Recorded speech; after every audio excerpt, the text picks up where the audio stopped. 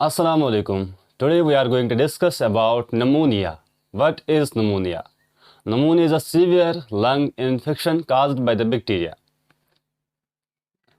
The causative agents of pneumonia are the causative agents जो होते हैं pneumonia के वो है Streptococcus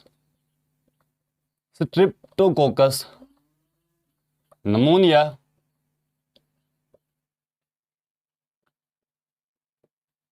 and Haemophilus influenza. अब these two are ये दो है the causative agent of pneumonia in human beings. Streptococcus pneumonia and Haemophilus influenza. अब ये हमारी बॉडी में कैसे आते हैं? ये स्ट्रेप्टोकोकस नमोनिया या हीमोफिलस इन्फ्लुएंजा ये दोनों बैक्टीरिया होते हैं. अब जब ये नमूनिया करते हैं, लेकिन फर्स्ट क्वेश्चन ये है कि ये हमारी बॉडी में कैसे आते हैं. The answer to this is हमें पढ़ना है ट्रांसमिशन.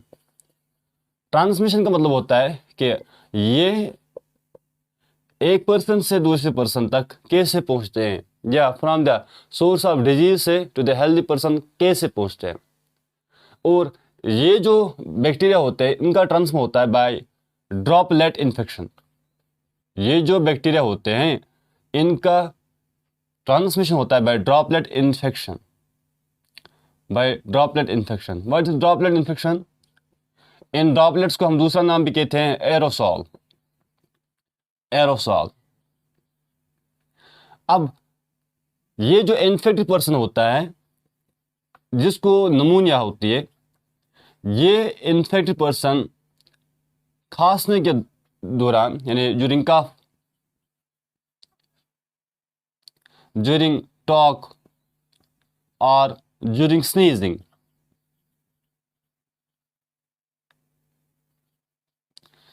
के दौरान यानी चीखने के दौरान, बात करते हुए या खांसते हुए ये कुछ ड्रॉपलेट्स मुंह से बाहर निकलता है, यानी कुछ ड्रॉपलेट्स बाहर फेंकता है, जैसे सलेवा ड्रॉपलेट.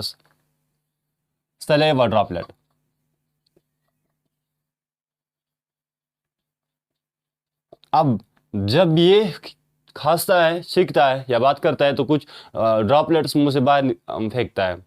और अगर इसके कांटेक्ट में यानी वहीं पे कोई हेल्दी पर्सन है, ये हेल्दी पर्सन तो सांस लेता ही लेता है और उस सांस के साथ साथ ये इन ड्रॉपलेट्स को भी अंदर लेता है. और जब ये ड्रॉपलेट्स इस हेल्दी पर्सन के बॉडी में चले जाते हैं तो इन ड्रॉपलेट्स में होते हैं बैक्टीरिया जिनका नाम है Streptococcus pneumonia and Haemophilus influenza. और जब ये इन बैक्टीरिया हेल्दी पर्सन के बॉडी में चले जाते हैं तो एक्चुअल में ये जाते हैं कहाँ पे? ये जाते हैं हेल्दी पर्सन के लंग्स में. इस प्रोसेस को हम इस डायग्राम से सीख सकते हैं. हमने पढ़ा है कि ये जो लंग्स होते हैं उसके दो लोब्स होते हैं, right lobe and left lobe. हमने ये भी पढ़ा है कि लंग्स में एक पाइप जाती है जिसको हम कहते हैं ट्रेकिया को हम दूसरा नाम बोलते हैं विंड पाइप. अब ये विंड पाइप जब ट्रेकिया में चली जाती, ये लंग्स में चली जाती है तो ये ट्रेकिया डिवाइड होती है टू ब्रांच में, ताकि दो लंग्स में दो पाइप से चली जाइए. अब इन दोनों को हम कहते हैं प्राइमरी ब्रोंकाई. एक को हम कहेंगे एक पाइप को ब्रोंकस, लेकिन it's plural, it's known as primary bronchi. अब ये मतलब प्राइमरी ब्रोंकाई डिवाइड होती है फिर और दो ब्रांच में जिन्हें हम कहते हैं सेकेंडरी ब्रोंकाई. अब यहाँ से आप इसको समझ सकते हो, this is primary bronchus divide into secondary bronchi फिर से और ब्रांच में डिवाइड होती है, उन्हें हम कहते हैं टर्शियरी ब्रोंकाई फिर से कुछ ब्रांच में और डिवाइड होते हैं जिन्हें हम कहते हैं ब्रैंक्यूलस.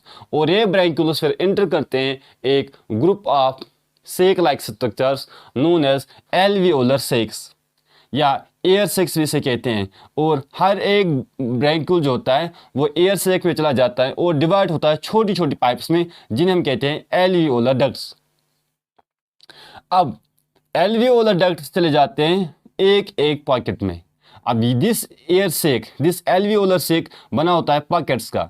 इन पॉकेट्स को हम कहते हैं, इन सेक लाइक स्ट्रक्चर्स को हम कहते हैं एल्वियोलस, एक को हम कहते हैं एल्वियोलस, लेकिन plural of alveolus is alveoli, alveoli.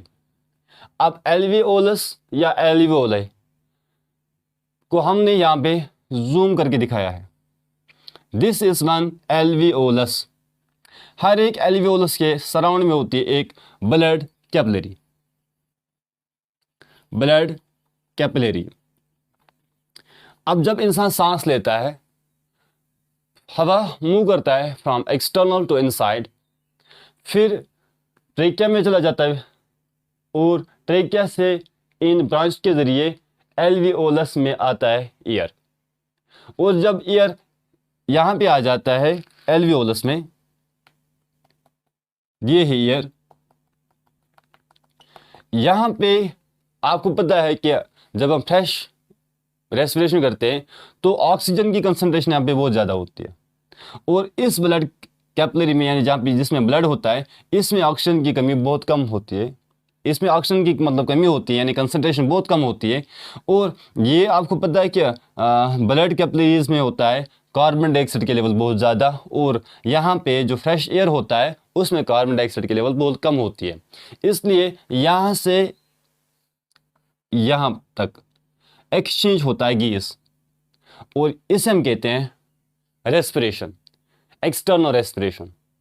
लेकिन हमें यहाँ पे रेस्पिरेशन नहीं पढ़नी है, हमें पढ़नी है निमोनिया। अब जब ये सांस एल्वियोलस में आती है, अब इस सांस के साथ ये बैक्टीरिया भी आ सकते हैं, आते भी है, Streptococcus pneumonia and Haemophilus influenza.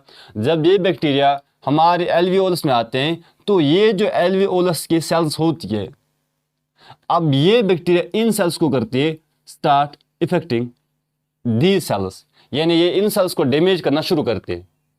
जब ये बैक्टीरिया इन सेल्स को डैमेज करना शुरू करते हैं तो ये जो सेल्स होती है ये करते हैं रिलीज एक फ्लूइड लाइक सब्सटेंस, ये करते हैं रिलीज एक फ्लूइड लाइक सब्सटेंस। उस फ्लूइड को हम कहते हैं, वो होता है प्रोटीन रिच। अब मैंने इस डायग्राम में दिखाया आपको, this is the fluid which is secreted by the alveolar cells due to the hypertrophy caused by the bacteria. अब जो डैमेज कर रहा है इसको बैक्टीरिया, उस डैमेज की वजह से ये सेल्स जो होती है ये करती है release protein rich fluid like mucus. अब जब ये बैक्टीरिया इसको डैमेज करना शुरू करते हैं, उसे हम कहते हैं हाइपरट्रॉफी, तो ये सेल्स करती है रिलीज प्रोटीन रिच मटेरियल, यानी प्रोटीन रिच फ्लूइड जो इस एल्वियोलस में भरना शुरू होता है। इसी तरह दिस इज वन एल्वियोलस, बहुत सारे एल्वियोल होते हैं लंग्स में, अबाउट 3 मिलियन एल्वियोलाई। अब हर एक लंग में नियरली 150 मिलियन, अब 300 मिलियन एल्वियोले होते हैं, 150 मिलियन यहाँ से 150 मिलियन वहाँ से। अब ये जो एल्वियोले होते हैं, एल्वियोले में अब जमा होता है प्रोटीन रिच फ्लूइड। अब हर एक, अगर आप यहाँ पे देखोगे कि यहाँ पे अभी हम देख सकते हैं कि जब इंसान नॉर्मल होता है तो यहाँ पे एल्वियोले में स्पेस होती है बहुत ज़्यादा, यानी जो एल्वियोलस का वॉल्यूम होता है, यहाँ पे वॉल्यूम होता है काफ़ी, एल्वियोलर वॉल्यूम जो होता है, एल्वियोलर वॉल्यूम होता है बहुत ज़्यादा होता है, इसलिए ये एल्वियोलस ऑक्सीजन भी, हवा भी ज़्यादा ले सकता है। लेकिन जब इसी एल्वियोलर में फ्लूइड बनना शुरू हो गया तो इसमें जो वॉल्यूम है, स्पेस है, वो बहुत कम होगी। अब यहाँ से अभी ऑक्सीजन आ रहा था, वो इजीली ट्रांसफर होता है from the alveolar to blood. लेकिन जब अब यहाँ पे ऑक्सीजन आएगा तो ये है ऑक्सीजन। अब यहाँ पे ऑक्सीजन को ब्लड में आने के लिए पहले इस फ्लूइड से गुजरना पड़ेगा, फिर तभी वो ब्लड में आ सकता है। और यहाँ आपको मतलब समझ में आ रहा होगा कि यहाँ इजीली ट्रांसफ़र होगा ऑक्सीजन, लेकिन यहाँ बहुत मुश्किल है ऑक्सीजन ट्रांसफ़र करना। और पहले तो यहाँ पे ऑक्सीजन की जगह ही नहीं है, यहाँ पे बहुत कम ऑक्सीजन आएगा एल्वियोलस में, क्योंकि बहुत सारी जो स्पेस थी वो फ्लूइड ने ली है। अब इसी फ्लूइड की वजह से क्या होता है, जो लंग्स का वॉल्यूम होता है, लंग्स में जो स्पेस होती है वो स्पेस कम हो जाती है। अब लंग्स में जब स्पेस कम हो जाती है तो लंग्स में ऑक्सीजन कम हो जाएगा। अब जब लंग्स में ऑक्सीजन कम हो जाएगा तो उससे डिफरेंट सिम्टम्स प्रॉब्लम्स होती है, और वो प्रॉब्लम्स क्या होते हैं उन्हें हम कहते हैं सिम्टम्स। वो हम समझ सकते हैं सिम्टम्स से।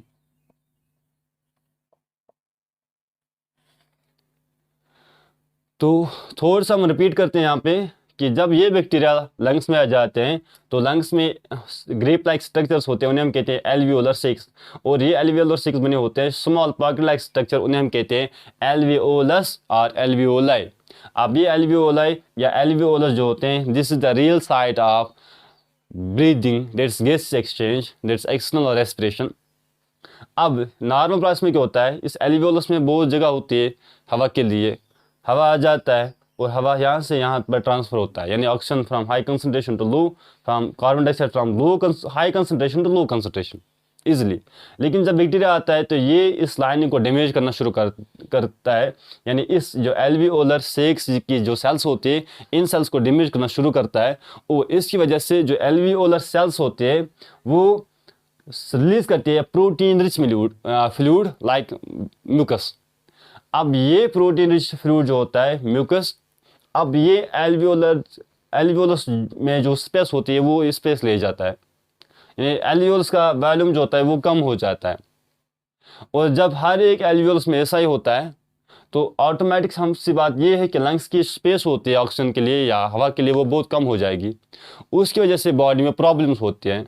वो प्रॉब्लम्स हम समझ सकते हैं by the help of symptoms. अब ये जो प्रोटीन रिच फ्लूइड होता है, एक तो ये यहाँ पे स्पेस कम करता है, सेकंड बैक्टीरिया यूज इट। अब बैक्टीरिया इसको यूज करते हैं for as a culture media.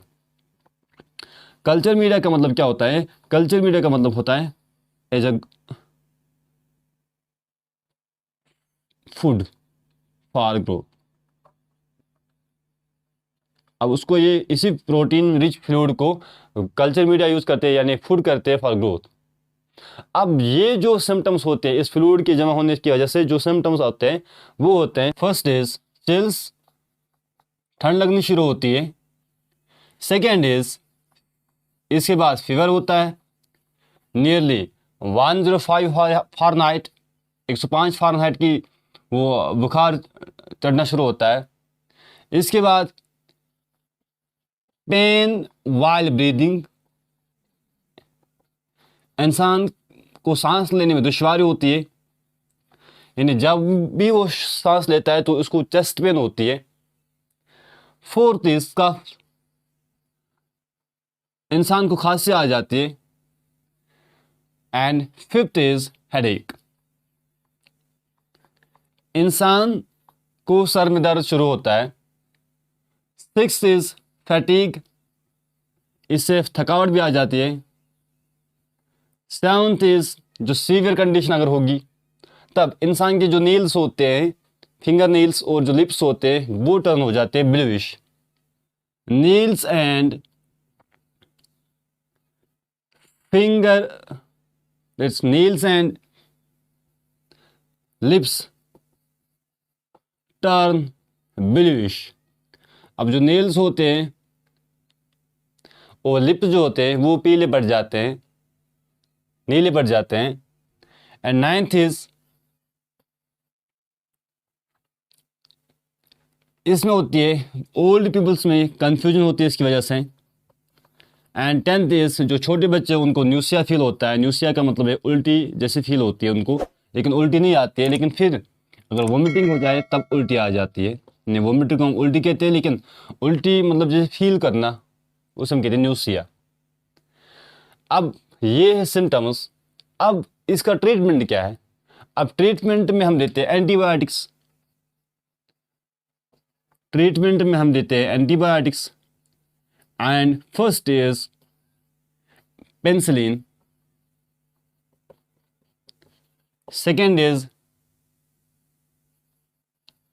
Ampicillin, and third is streptomycin. and this was all about pneumonia. Thanks. Have a nice day.